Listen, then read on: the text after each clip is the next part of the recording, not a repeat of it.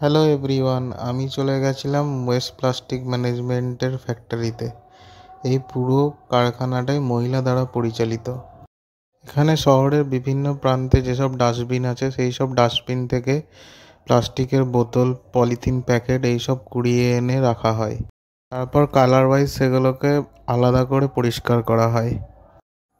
এই কারখানার ভেতরে যে রাস্তাটা দেখা যাচ্ছে এটাও ওই প্লাস্টিক ইউজ করেই বানানো হয়েছে। এবার এই প্লাস্টিকটাকে রাস্তার কাজের উপযোগী করে তোলার জন্য কীভাবে প্রসেস করা হচ্ছে সেটা আমি দেখাবো তোমাদেরকে।